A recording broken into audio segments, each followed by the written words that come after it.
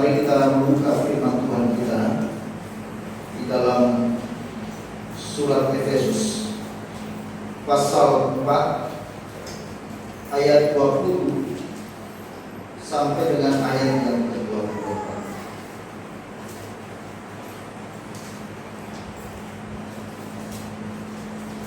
Efesus pasal 4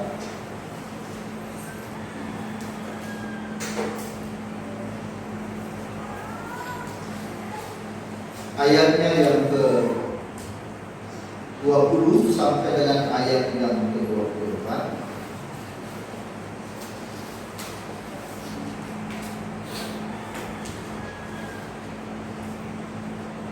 Mari kita baca bersama-sama, demikian firman Tuhan. 1, 2, 3. Tetapi kamu bukan demikian. Kamu telah belajar mengenal Kristus, karena kamu telah mendengar tentang Dia dan menerima pengajaran di dalam Dia menurut kebenaran yang nyata dalam Yesus, yaitu bahwa kamu berhubung dengan kehidupan kamu yang dahulu harus menanggalkan manusia yang lama yang menemui kebinasaannya oleh nafsunya yang menyesatkan, supaya kamu dibaharui di dalam roh dan pikiran, dan mengenakan manusia baru yang telah diciptakan menurut kehendak Allah di dalam kebenaran dan kekudusan yang sesungguhnya. Ayat 23, supaya kamu dibaharui di dalam roh dan pikiran. Amin. Berbahagialah kita saudara-saudara sekalian yang sudah membaca firman Tuhan ini, dan kita adalah orang yang lebih berbahagia yang percaya menerima dan melakukan firman Tuhan. Saudara-saudara yang terkasih, orang Kristen sejati adalah orang Kristen yang menyerahkan seluruh totalitas hidupnya kepada Tuhan. Baik itu pikirannya, pola hidup, jalan hidupnya, dan harapan hidupnya. Saudara-saudara, meskipun kita ini telah ditebus, namun kita pun tahu bahwa karakter kita, pikiran kita harus terus diubahkan. Persoalan keselamatan kita telah diselesaikan oleh Kristus dengan sempurna di atas kayu salib. Namun mengenai masalah karakter, pikiran kita membutuhkan sebuah perjuangan kita. Itulah sebabnya Tuhan menuntut kita melalui surat Efesus pasal 4 ini adanya perubahan dari manusia lama menuju manusia baru. Kekristenan, saudara-saudara, adalah pergeseran dari seseorang yang hidupnya di bawah belenggu manusia lama menuju kepada kemerdekaan yang dibentuk di dalam format manusia baru dan diciptakan menurut kehendak Allah dalam kebenaran dan kekudusan yang sesungguhnya. Di dalam ayat 23 dikatakan di sana, supaya kamu dibaharui di dalam roh dan pikiran. Saudara-saudara, di sini Paulus menyampaikan kepada kita bahwa seorang Kristen adalah seseorang yang terus menerus diperbaharui. Apa yang diperbaharui di sini dikatakan yaitu roh dan pikiran. Jadi rohani atau spiritualitas kita dan pikiran kita yang perlu diperbaharui dari hari ke hari. Roh yang dulunya mati, terbelenggu dosa, dan tidak dapat bersekutu dengan Allah, adalah roh, kini dimerdekakan sehingga kita dapat berdoa, kita dapat memuji Tuhan dengan sungguh-sungguh. Kenapa, saudara? Karena roh kita sudah diperbaharui menuju roh yang sejati, yaitu Allah. Seperti yang dikatakan di dalam Injil Yohanes pasal 4 ayat 21 sampai dengan ayat yang ke-23, saudara-saudara, saya bacakan.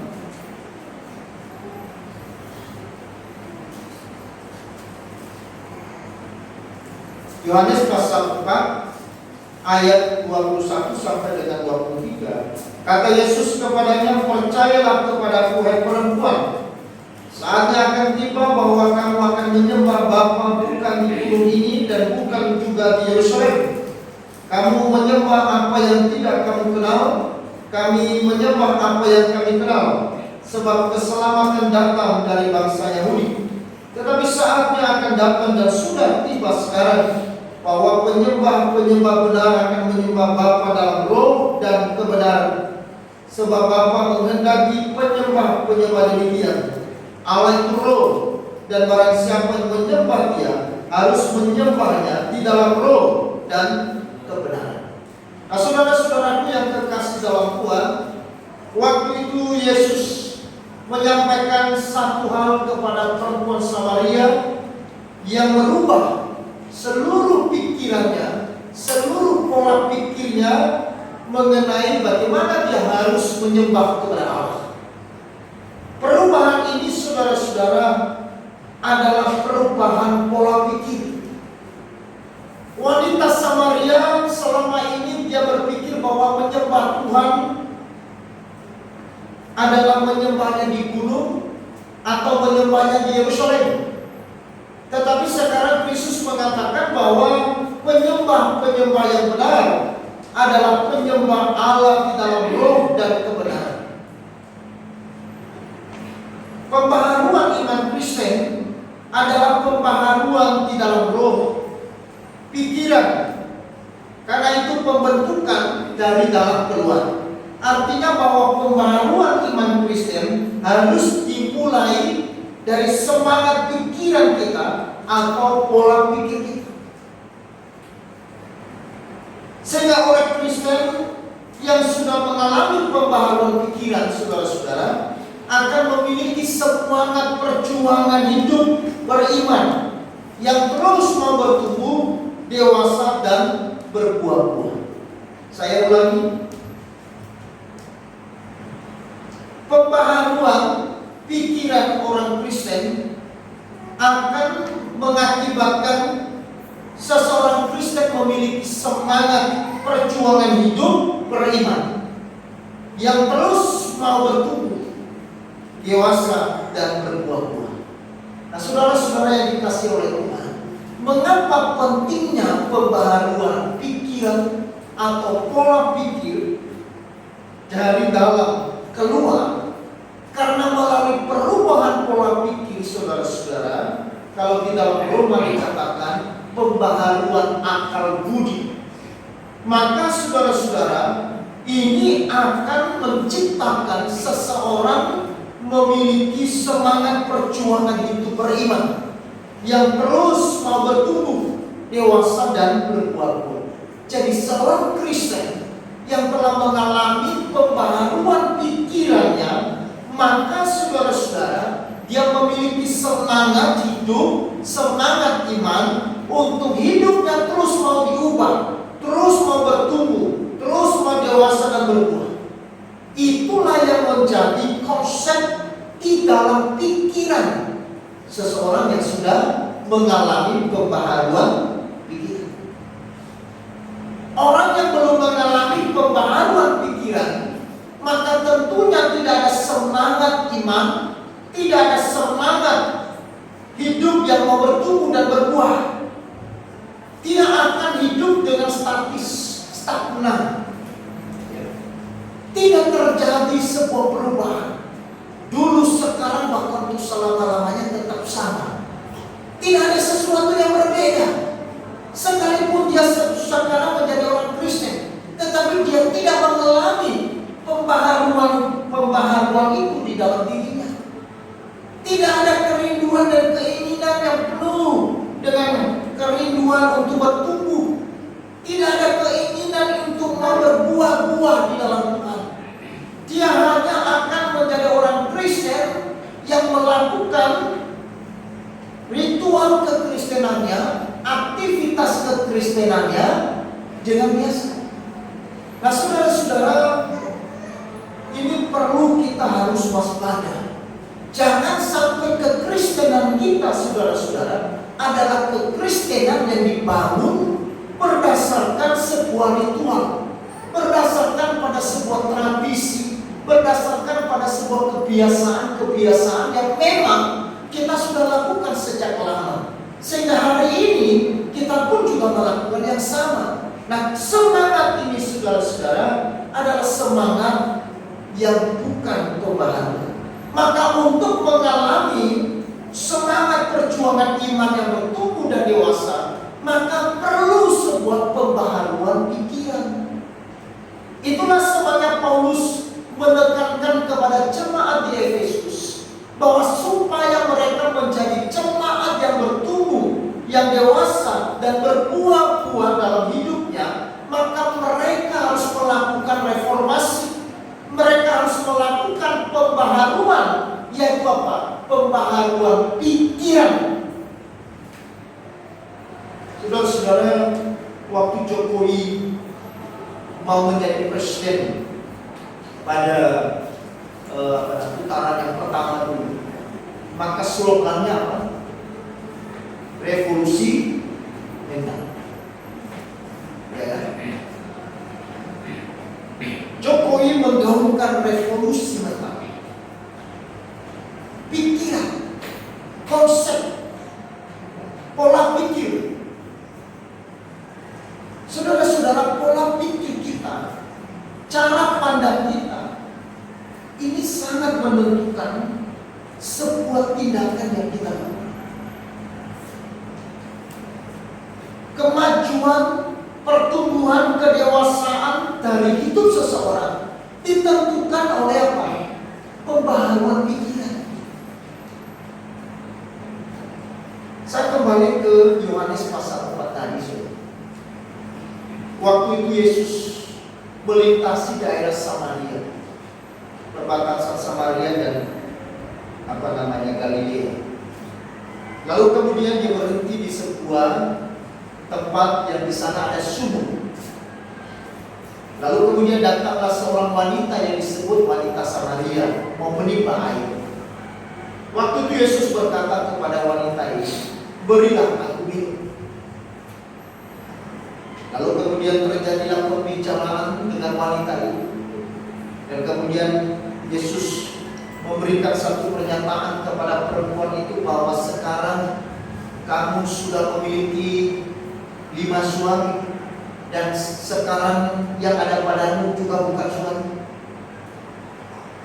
Waktu itu perempuan itu kaget.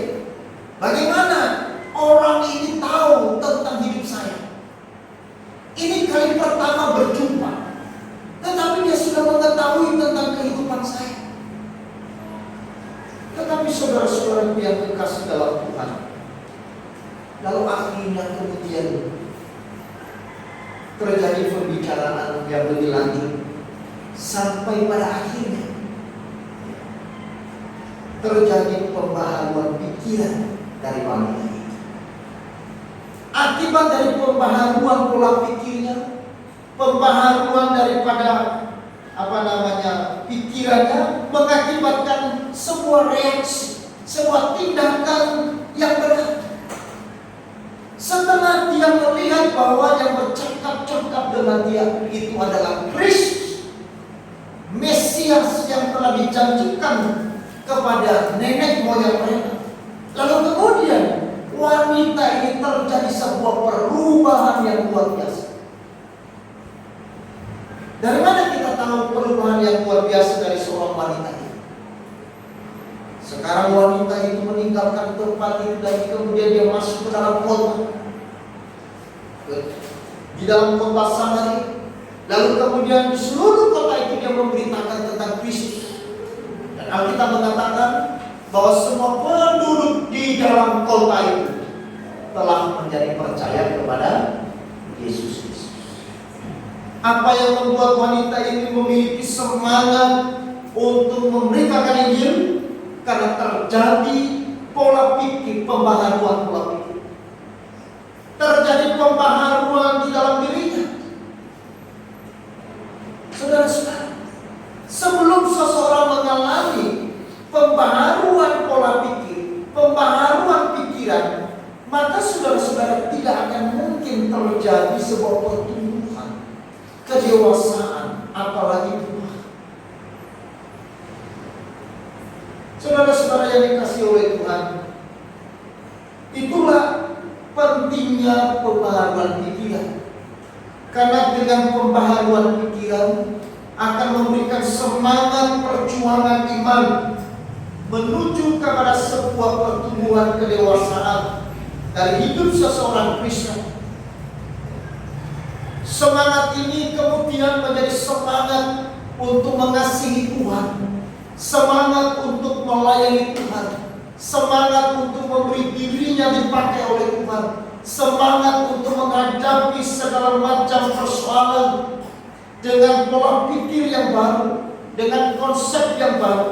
Nah, saudara-saudara, di dalam 1 Korintus pasal 15 ayat 58 dikatakan, karena itu saudara-saudara yang kekasih, berdirilah teguh, jangan goyah, dan giatlah selalu dalam pekerjaan Tuhan, sebab kamu tahu bahwa dalam persekutuanmu dengan Tuhan, jerih payahmu tidak sia-sia. Saudara-saudara, bagaimana seseorang bisa berdiri dengan teguh, tidak goyah, dan memiliki semangat di dalam pekerjaan Tuhan? Itu hanya bisa terjadi ketika seseorang mengalami pembaharuan pikiran. Pembaharuan pola pikir. Menjadi Kristen, kita perlu mempunyai semangat pikiran yang diubahkan oleh Tuhan. Amin. Sehingga seluruh dorongan pikiran kita tidak sama dengan dorongan pikiran dunia, tetapi dorongan pikiran yang mampu memproses iman kita dengan sungguh-sungguh. Seperti Ayub. Ayub melihat masalah hidupnya dengan semangat iman yang hidup, yang berkobar-kobar. Tetapi sahabat-sahabatnya, bahkan istrinya, melihat masalah yang dihadapi oleh Ayub sebagai sebuah malapetaka. Saudara-saudara, Ayub melihat masalahnya sebagai bagian dari proses pemurnian imannya. Sehingga di dalam setiap persoalannya, Ayub tidak menuduh Allah. Ayub juga tidak mempersalahkan Tuhan, apalagi menuduh Dia. Tetapi Ayub di dalam pikirannya yang telah diperbaharui oleh Tuhan, dia mampu melihat keadaannya yang dihadapi saat itu sebagai bagian dari proses pembentukan imannya yang makin murni, yang makin berkualitas, yang makin dewasa di dalam Tuhan. Sehingga waktu dia menghadapi masalah demi masalah, kehilangan yang luar biasa, tetapi Ayub tetap memiliki semangat iman. Dia mulai kehilangan hartanya, dia mulai kehilangan kesehatannya, dia mulai kehilangan anak-anak yang dikasihinya, dia mulai kehilangan sahabat-sahabatnya, tetapi dia tidak kehilangan iman pada Tuhan. Amin. Kenapa Ayub tidak kehilangan iman, tidak kehilangan semangat di dalam Tuhan? Karena pola pikir sudah diperbaharui. Maka ketika dia melihat masalah, dia melihatnya bukan dari pikiran duniawi. Pikirannya didorong oleh pikiran yang telah diperbaharui oleh Roh Allah. Sehingga ini yang menjadi dorongan semangat pikirannya melihat masalah yang sedang terjadi. Nah, saudara-saudaraku yang kekasih dalam Tuhan, berbeda dengan para sahabatnya. Para sahabat-sahabatnya melihat bahwa apa yang dialami oleh Ayub itu adalah sebuah musibah, sebuah malapetaka, sebuah kutukan, ya, yang dari Tuhan. Sehingga istrinya pun menyuruh Ayub untuk mengutuki istrinya. Kenapa istri Ayub dan sahabat-sahabatnya yang Ada juga sebenarnya mereka percaya Tuhan, tetapi kemudian melihat masalahnya dengan cara yang berbeda. Ini adalah tergantung pembaharuan pola pikir. Pembaharuan pikiran kita dari dalam, maka akan terjadi perombakan konsep berpikir, sehingga kita mulai menampilkan satu pikiran yang bereksistensi di dalam kehidupan kita. Seperti misalkan Asaf di dalam Mazmur pasal 73, saudara-saudara. Di dalam Mazmur pasal 73 ayat 13, Asaf berkata, sia-sia sama sekali aku mempertahankan hati yang bersih dan membasuh tanganku tanda tak bersalah. Kenapa, saudara? Dia berkata demikian karena dia melihat hidupnya sepanjang hari ada masalah. Karena dia melihat perjalanan hidupnya tidak pernah seperti orang fasik. Dia melihat keadaan dirinya lebih buruk dari orang-orang yang tidak percaya Tuhan. Dia juga tidak makmur, tidak kaya seperti orang yang tidak bertuhan. Maka dia mulai berpikir bahwa ini tidak adil. Kenapa saya yang hidupnya melayani Tuhan? Kenapa saya yang telah menyerahkan hidupku ke dalam tangan Tuhan, tetapi hari-hariku penuh dengan musibah, hari-hariku penuh dengan pergumulan, perjuangan, persoalan. Tetapi berbeda dengan mereka yang tidak bertuhan, mereka yang tidak melayani Tuhan, mereka yang tidak percaya kepada Tuhan. Bahkan Asaf dia mulai perbandingkan. Orang-orang fasik hidupnya enak, tidak sakit, tidak ada masalah. Mereka makin hari makin makmur, makin hari makin sehat, makin hari makin tangguh. Maka kemudian pikirannya mulai berkata, sia-sia sama sekali aku mempertahankan hati yang bersih. Sia-sia ternyata aku mengasihi Tuhan. Sia-sia ternyata aku beriman kepada Tuhan. Sia-sia aku melayani Tuhan dalam seluruh hidup saya selama ini. Ini adalah ulang pikir. Karena saat itu Asaf melihat kesulitan hidup, masalah hidupnya, persoalan yang sedang dihadapi dari sudut pandang manusia. Dia melihat keadilan Tuhan, dia melihat anugerah Tuhan dari perspektif dunia. Cara berpikirnya yang salah. Dia mengira, saudara-saudara, bahwa kalau orang itu percaya Tuhan dengan sungguh-sungguh, maka berarti sudah tidak ada masalah. Kalau orang itu melayani Tuhan dengan sungguh-sungguh, maka berarti tidak ada lagi kesukaran. Kalau seseorang sudah menjadi anak Tuhan, maka itu berarti dia akan pasti kaya. Dia akan pasti makmur, karena dia anak Tuhan. Ini pola pikir. Cara berpikir yang demikian, saudara-saudara, ini sangat berbahaya sekali. Ini bisa merusak iman, merusak kehidupan kita. Jadi sampai akhirnya Asaf berkata, sia-sia sama sekali aku mempertahankan hati yang bersih dan membasuh tanganku tanda tak bersalah.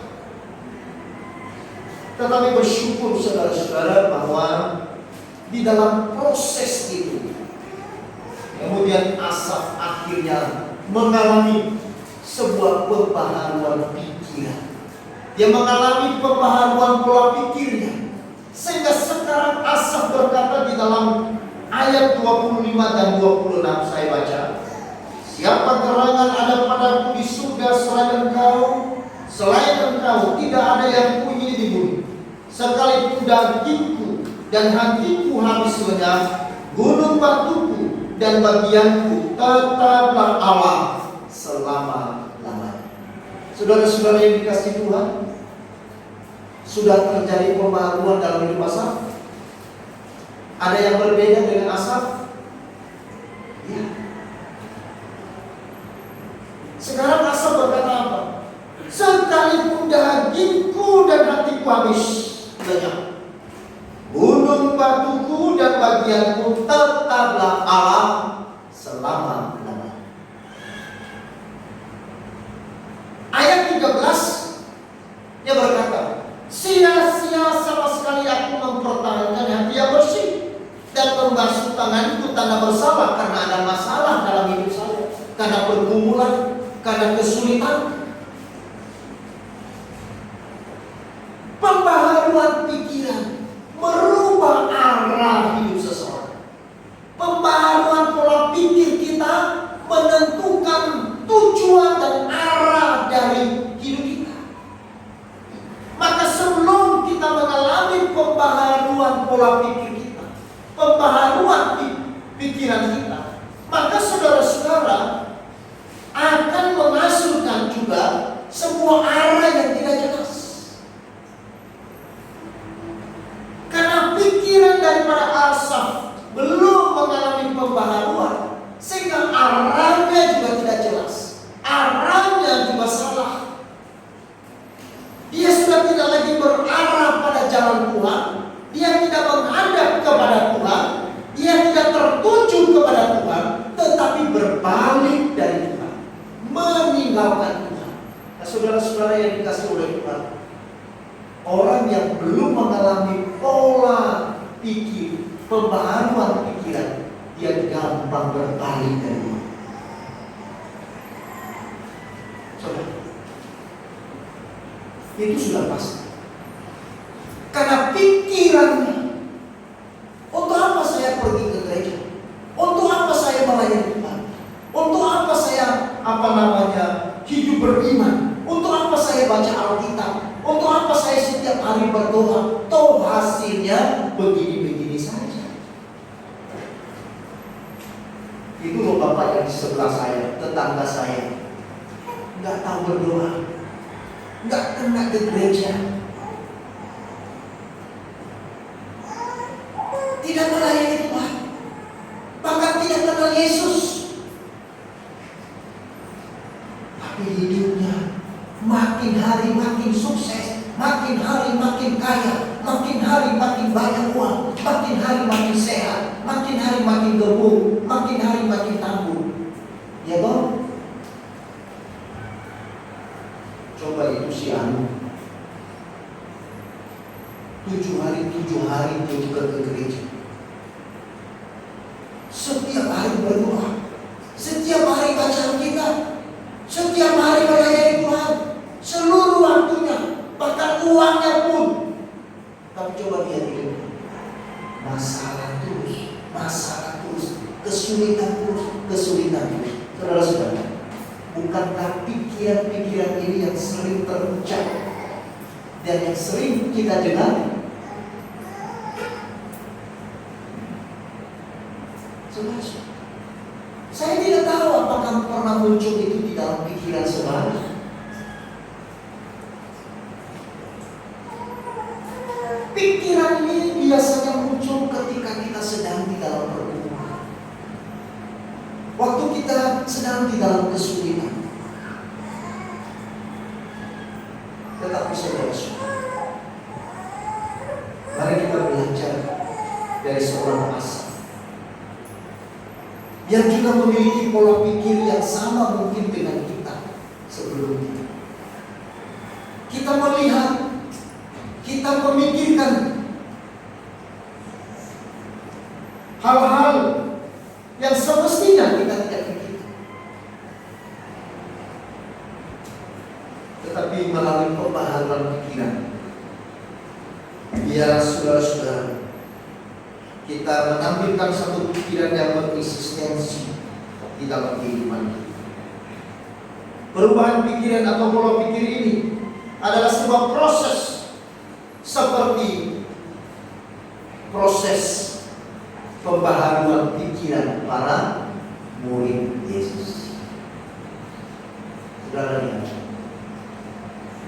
murid Yesus sudah bersama-sama dengan Yesus 3,5 tahun, tetapi mereka belum mengalami pembaharuan. Mereka percaya Yesus, mereka meyakini Yesus sebagai Tuhan dan Juru Selamat.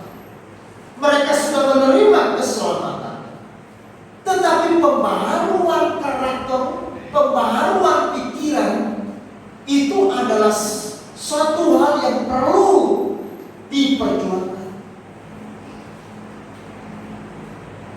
Bukan berarti bahwa ketika kita sudah percaya Yesus, maka otomatis karakter dan pikiran kita berubah.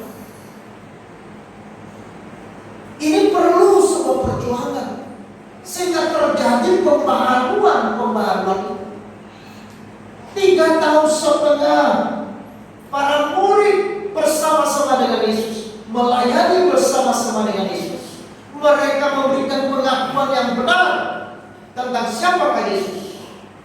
Bahkan sampai Yesus memuji kepada Simon Petrus yang memberi pengakuan yang benar tentang siapakah Yesus. Tetapi ketika mereka diperhadapkan dengan masalah, diperhadapkan dengan kesulitan, diperhadapkan dengan sesuatu hal yang tidak mengenakan, lalu mulai muncul sebuah pikiran yang sebenarnya belum terjadi perubahan. Pada saat-saat kritis, pada saat-saat terjepit, pada saat-saat kesukaran, saudara-saudara, di situ muncul seperti apakah pikiran seseorang. Pada semuanya lancar, pada semuanya baik-baik, pada semuanya enak, itu biasanya pikirannya baik. Tapi pikiran seperti apakah kita, itu teruji pada saat kita diperhadapkan dengan kesukaran.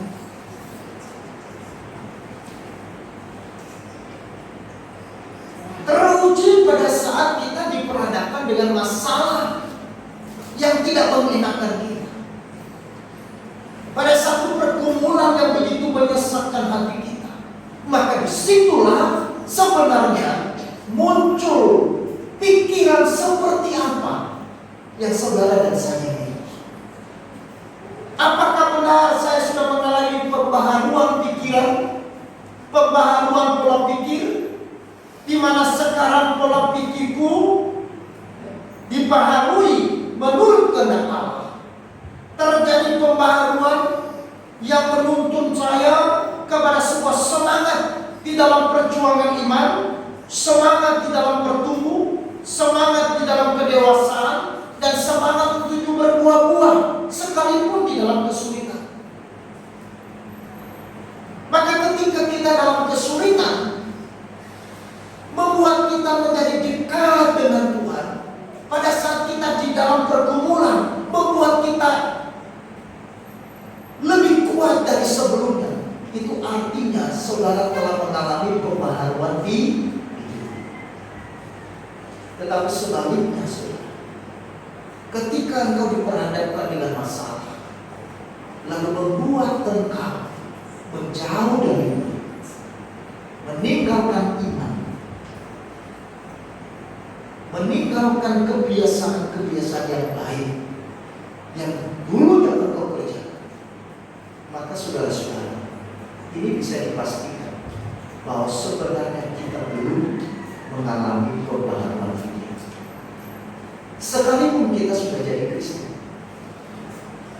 Karena tadi saya katakan, berbicara tentang keselamatan itu sudah selesai, diselesaikan oleh Kristus di atas kayu salib. Tetapi berbicara tentang pembaharuan karakter dan pikiran, itu adalah sebuah perjuangan dari kita. Nah, saudara-saudaraku yang terkasih dalam Tuhan, maka disinilah kita melihat betapa pentingnya kita harus mengalami pembaharuan roh dan pikiran. Maka orang yang diciptakan baru di dalam Kristus adalah orang yang terus mau mengalami proses pembaharuan pikiran, sehingga saudara-saudara makin hari makin seseorang akan diubahkan di dalam pola pikirnya, di dalam cara pandangnya, sehingga melalui apapun saudara-saudara lalu kemudian menghasilkan suatu hal yang menyenangkan hati Tuhan. Karena itulah ciri dari manusia yang baru. Nah, siapakah manusia yang baru? Adalah seseorang yang telah mengalami pembaharuan. Biarlah saudara dan saya yang sudah mendengarkan firman Tuhan pagi ini, kita pun juga menjadi bagian dari orang yang telah mengalami pembaharuan pikiran, sehingga kehidupan kita ke depan akan tetap di dalam semangat perjuangan iman. Kita akan tetap menjadi orang yang terus dipimpin kepada pikiran-pikiran yang positif, pikiran-pikiran yang membawa iman kita makin hari makin bertumbuh dan makin hari makin dewasa. Amin.